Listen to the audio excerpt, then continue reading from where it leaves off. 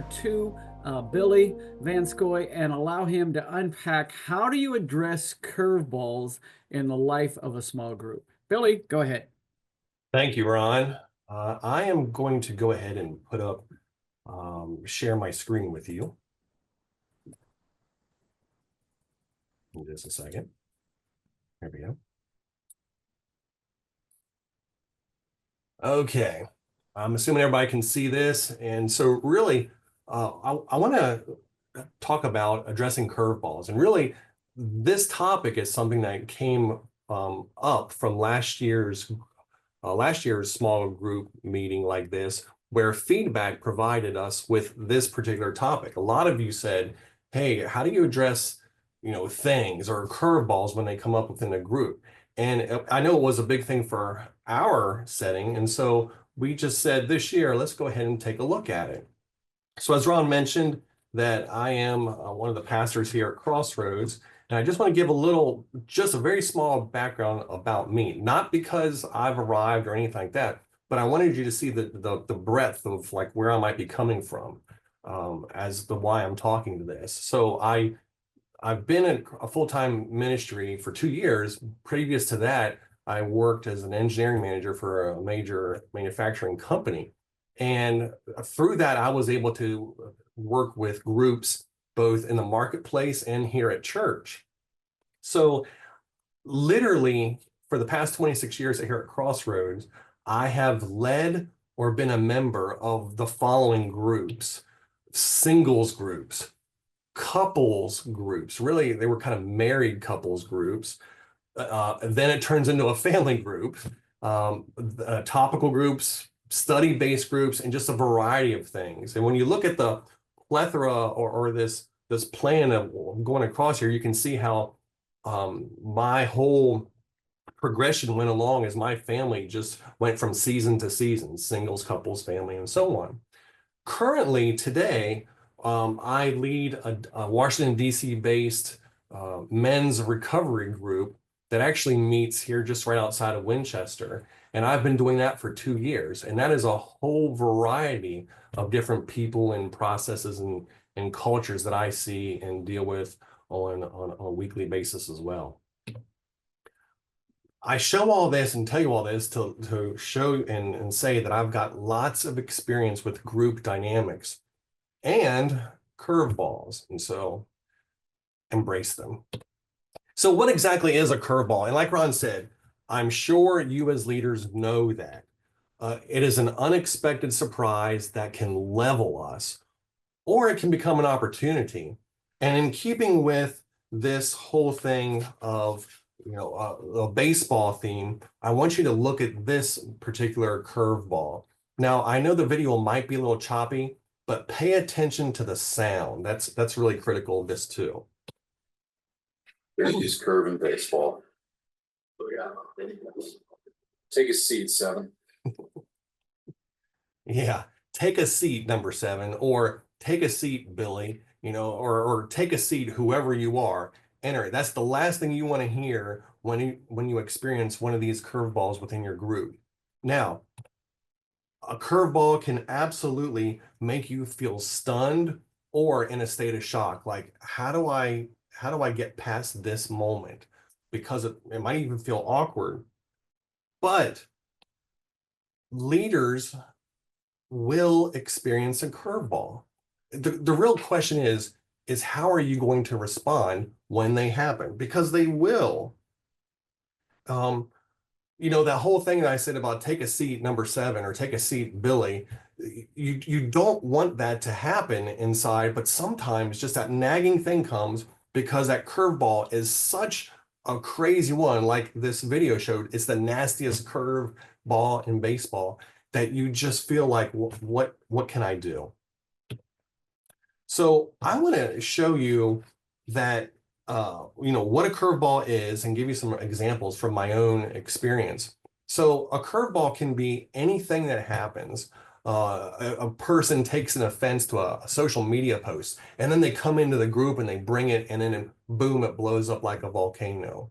Or perhaps the group dynamics themselves occurs and it's just wrecks what you had planned. I'm sure everybody knows what I'm referring to when I say the constant talker, the one who has to always give their opinion, always be the one who shares, always has to talk over someone else because they need to be heard. This is a curveball that you just don't plan for. So I want to show you or share some of my own examples. When I was a very young small group leader, we had a couples group. Like I said, it was a married group. Probably had about 6 married couples in this group, and everything was just great. And although I don't remember what this particular night's topic was about, I do remember what happened. And that was this one lady decided that that night was a night she needed to share that she was sexually molested as a teenager. I was shocked because I had no idea what to do with it, but it was completely shocking to the whole group, especially because that night, at that moment, was the first time her husband heard anything about it too. I felt completely unprepared for that and had no clue where to go from this moment. It was a curveball.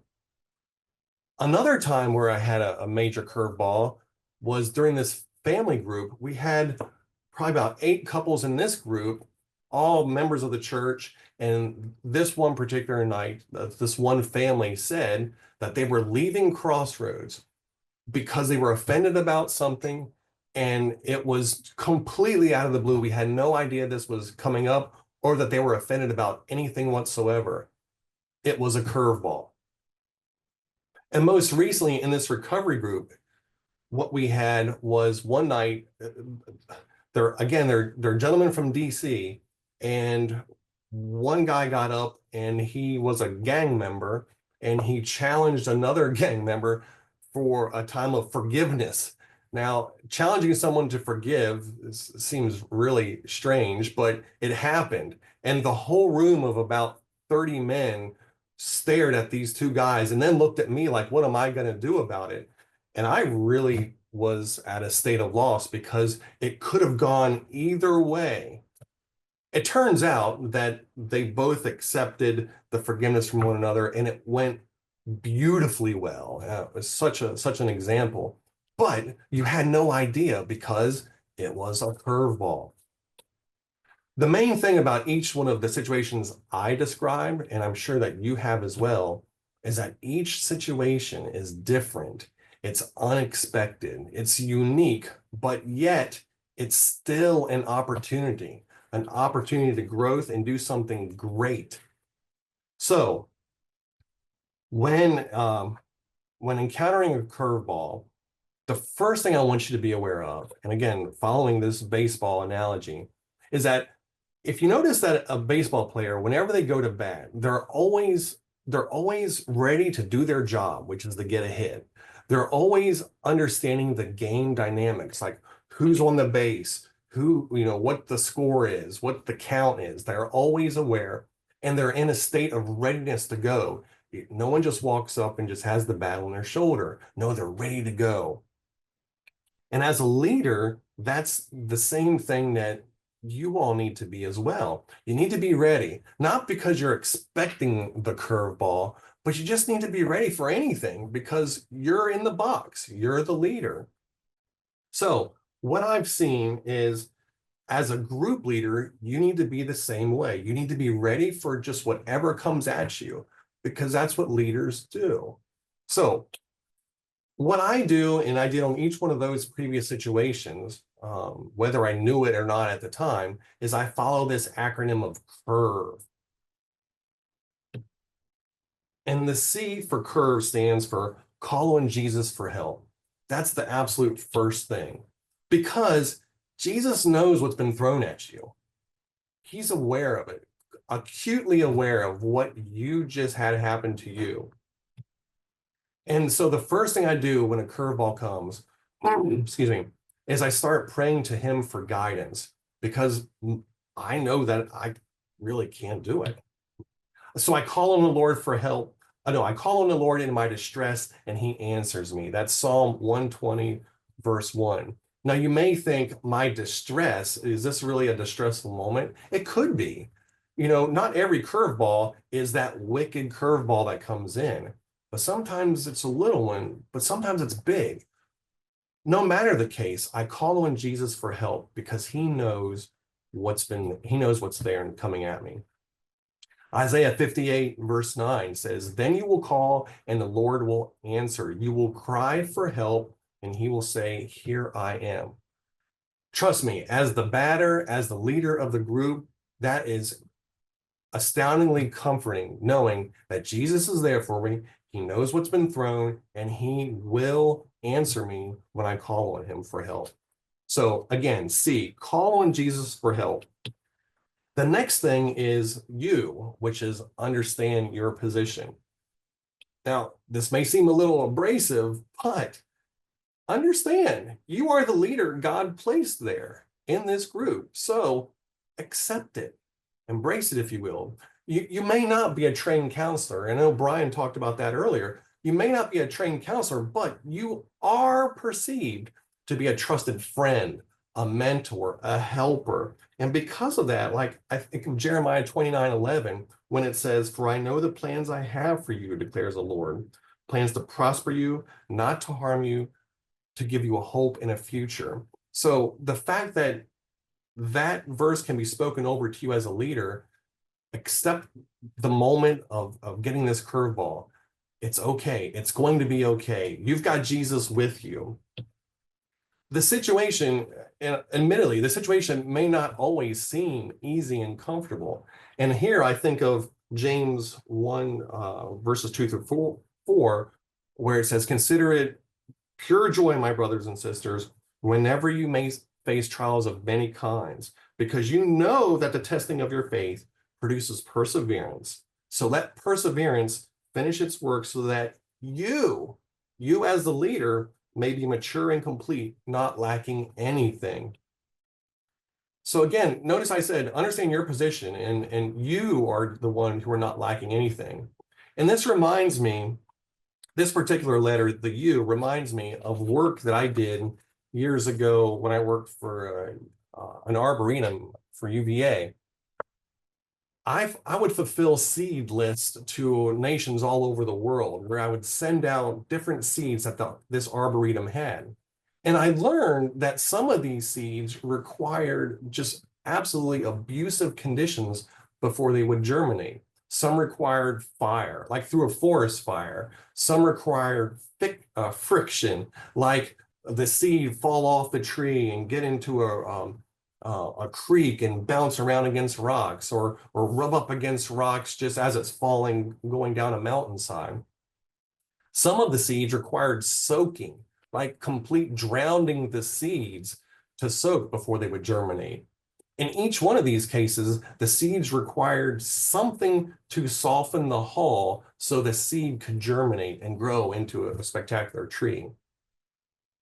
The analogy is the same here with us as leaders. We need these curveballs so that we will grow, that we will be able to develop into something, to become exactly the type of leader that God wants us to be. So that's you. Let's understand your position. The next letter is R, which is relating to the person like, or the people like David. The first thing is face the giant with courage. It says in 1 Samuel 17:37, the Lord who rescued me from the paw of the lion and the paw of the bear will rescue me from the hand of the Philistine. Now, listen, I know not everything may seem like a giant, but the reality of it is, in those three situations I described, I was staring in front of a giant of a situation that I did not feel prepared to address. So face your giants with courage. Secondly is trust God's timing in the matter. Again, Jesus is with you. He's got a plan for you. And if God is placing this before you, then that means he has confidence that you can do it. You can be the one that this was revealed to, so you can handle this situation. And then the last thing is lead with a shepherd's heart, with compassion, with gentleness and guidance. Isaiah 40:11 says, he tends his flock like a shepherd, and he gathers the lamb in his arms and carries them close to his heart. He gently leads those that have young. So, like a shepherd, like a good shepherd, relate to the people like David. I know what Brian, hey, I'll plug out for what Brian showed us earlier. This help bookmark absolutely is a really good resource, because when you relate to the people like that, people here, the mood softens, the room uh, gets more compassionate. Lead like David. The V for curve stands for validate the experience and the situation. This is really important as well, because validation provides an appropriate measure of empathy to the person or the people that will meet their felt needs. Romans 12:15 says, rejoice with those who rejoice and mourn with those who mourn. See, a lot of times people are looking for the empathy when these curveballs come, and how you respond to them will come out, and they will recognize and know, and they will feel like you care. If you meet their felt need, the page can turn where understanding develops and appreciation. Validation brings a sense of comfort, peace, and a renewed hope. Proverbs 12:25 says, anxiety weighs down the heart, but a kind word cheers it up. Again, when you validate the people, again, they feel comfortable. They sense that the peace of the situation, which was probably less peace early on, but peace comes into the room, and they can help get past where from the situation that they're describing, that they've told you about. And lastly, validation is received through the act of sharing and helps to carry others' burdens. Galatians 6:2 says, carry each other's burdens, and in this way you will fulfill the law of Christ. I have seen it time and time again that when that one person shares, or brings that one person who brings that curveball and almost just wipes out things, that when the people hear, listen, and they have empathy for that situation, and they start speaking these words of comfort back to them, the whole mood change, the temperature settles down, and healing can really begin. So again, V, validate the experience and the situation. E is embrace the curveballs. I mean, absolutely embrace them. So keep focused on Jesus and what he has called you to do. You're in the batter's box for a reason, and you will get thrown all kinds of things at you, and they include these curveballs. But again, it's what you do when you see them is what's important.